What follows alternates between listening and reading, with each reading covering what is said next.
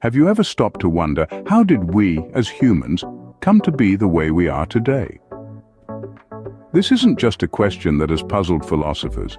It's a question that has intrigued scientists for centuries. It's the question of human evolution. Just think about it. We walk on two legs. We have hands capable of delicate tasks, brains that can comprehend complex concepts, and bodies that can adapt to diverse environments. How did we get here? How did we evolve from our primate ancestors into the sophisticated beings we are today? The evolution of the human body is a tale shrouded in mystery and fascination. It's a story that stretches back millions of years, a story of survival, adaptation, and innovation. It's a story that continues to unfold even today as we learn more about our ancient past and our potential future. So where did it all begin? Let's journey back in time to find out. Our story begins around 6 million years ago, with the last common ancestor we shared with chimpanzees. Picture a creature not entirely human, but closer to us than to any other living species. This early ancestor was still finding its footing in the world, quite literally, as it was beginning to experiment with walking on two legs, a trait known as bipedalism. The early stages of human evolution are a fascinating journey of transformation and adaptation. While our ancestors might not have been the strongest or the fastest in the animal kingdom, they possessed an undeniable tenacity and curiosity that spurred them on. The physical attributes of these early beings were a blend of ape-like and human-like characteristics. They had smaller brains compared to us, but they were larger than those of their ape relatives. Their foreheads were low and sloping, and they had strong, protruding jaws. Bipedalism, the ability to walk on two legs, was a significant leap in our evolutionary journey.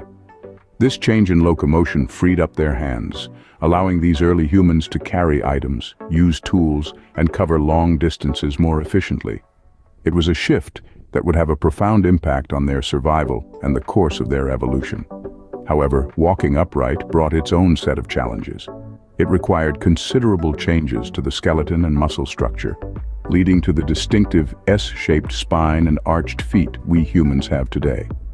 This transformation didn't happen overnight. It was a gradual process that spanned millions of years. Despite their small brain size, our earliest ancestors were not devoid of intelligence. They began to develop rudimentary tools, which hints at a burgeoning understanding of their environment and an ability to manipulate it to their advantage. As the eons passed, our ancestors began to change, setting the stage for the evolution of mankind. Their physical adaptations, combined with their growing cognitive abilities, paved the way for the development of more advanced species that would eventually lead to us, Homo sapiens. This was just the beginning of a journey that would span millions of years, a journey that we are still on today. Fast forward to around 2 million years ago, and we meet Homo habilis, aptly named the handyman. Let's take a moment to appreciate the significance of this early human ancestor. Homo habilis was the first of our ancestors to show a significant brain enlargement, which is a key trait that distinguishes us humans from other creatures. Their brains were about 50% larger than those of their predecessors, a jump that's nothing short of remarkable. But what makes Homo habilis truly special isn't just about what's inside their heads. It's also about what they held in their hands. These early humans were the first to use stone tools. Now, this might seem like a small feat to us, who live in a world filled with complex machinery and technology. But back then, this was a game changer. Imagine the scene. For millions of years, our ancestors had been at the mercy of the natural world, struggling to survive. But with the creation of tools, they had a new way to interact with their environment. They could now cut, scrape, and dig. They could process food more efficiently, which in turn could have fueled their growing brains. They could protect themselves better against predators, and perhaps even shape the world according to their needs. These tools were simple, yes, but they represented a monumental leap in cognitive and physical abilities. They were a testament to the ingenuity and adaptability of Homo habilis, and they set the stage for the increasingly complex tools and technologies that we would develop in the centuries and millennia to come. In many ways, the story of Homo habilis is our story, It's a tale of resilience and innovation, of overcoming challenges and pushing boundaries. It's a testament to our ability to learn, adapt, and grow. And it's a reminder of just how far we've come from our humble beginnings. With the advent of tools, our ancestors had taken their first steps towards becoming the dominant species on Earth. Our evolutionary journey now brings us to Homo erectus, the upright man. Picture a lanky creature standing tall with a confident stride, a far cry from its hunched predecessors. This is Homo erectus, a species that truly earned the moniker upright man. Standing on 2 feet wasn't a novelty in the human lineage, but Homo erectus took it to a whole new level. They were the first of our ancestors to have body proportions akin to modern humans, with longer legs and shorter arms, a design perfect for long-distance walking and running. But the evolution of Homo erectus didn't stop at their posture. Their brains were getting a significant upgrade too. While their cranial capacity was only about 2/3 that of modern humans, it was nearly double that of earlier hominids. This increased brain size allowed for new realms of cognitive abilities. Now, let's talk tools. If Homo habilis were the local handymen, Homo erectus were the engineers of the prehistoric world. They developed a teardrop-shaped hand axe, a versatile tool that could be used for everything from butchering meat to digging soil.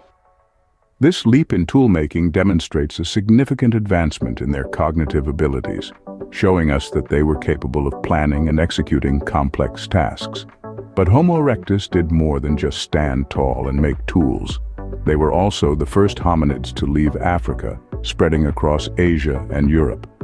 They learned to control fire, transforming the night into a time for socializing and sharing stories around the warmth of the flames. They built the earliest known shelters and may have even been the first of our ancestors to have a form of spoken language. In the grand scheme of human evolution, Homo erectus was a game changer. They were not just survivors, but explorers and innovators, their existence spanning nearly 2 million years. They laid the groundwork for everything we, Homo sapiens, would become. Homo erectus was a vital stepping stone on our path to becoming human. Finally, around 300,000 years ago, Homo sapiens, that's us, entered the scene. Our appearance marked a significant shift in the evolution of hominids. But what set us apart from our predecessors? Unlike the Homo habilis and Homo erectus, we, Homo sapiens, were characterized by a higher and more rounded skull and a smaller, more retracted face. This was the casing for our most powerful tool, the brain. Our brain, larger and more complex than that of our predecessors, allowed us to think, reason, and create in ways that were previously unimaginable. Our cognitive abilities gave birth to something phenomenal: culture. We began to create art, express ourselves through language, and develop complex social structures. We were no longer just surviving, we were thriving, innovating, and leaving our mark on the world. And let's not forget about our physical attributes. We stood tall, our bodies lean and agile, built for endurance rather than strength. This allowed us to chase down prey over long distances, a hunting technique known as persistence hunting. Our physical and intellectual attributes were a powerful combination, one that allowed us to adapt to a variety of environments. And adapt we did. From the plains of Africa, we spread across the globe. We braved the freezing temperatures of the Ice Age, crossed mountains and seas, and settled in every corner of the world. And as we spread, we continued to evolve, to adapt to our new homes. We developed different physical characteristics such as skin color and body shape in response to the diverse environments we encountered. But in the midst of our journey, we also encountered other hominids, such as the Neanderthals. Rather than driving them to extinction as was once thought, we interbred with them, leaving a small percentage of Neanderthal DNA in modern humans outside Africa. So here we are, the end product of millions of years of evolution, but who knows what the future holds? We continue to evolve, to adapt, to learn. We are Homo sapiens, the wise man, and our story is far from over. So, what have we learned from our journey through human evolution? We've traced our roots back to the primordial beginnings where life started in the simplest of forms. We've seen how these humble beginnings paved the way for the emergence of Homo habilis, our ancestor known as the handy man. His use of tools marked a significant leap in our evolutionary journey. We then stood tall with Homo erectus, the upright man. This stage in our evolution was crucial as it saw the first signs of human-like body proportions and our ancestors beginning to walk completely upright. And finally, we arrived at ourselves, Homo sapiens, the wise man. This is where we see the development of complex language, art, culture, and sophisticated tools. It's been a remarkable journey, hasn't it? Next time when you look in the mirror, remember, you're looking at millions of years of evolution. Isn't that fascinating?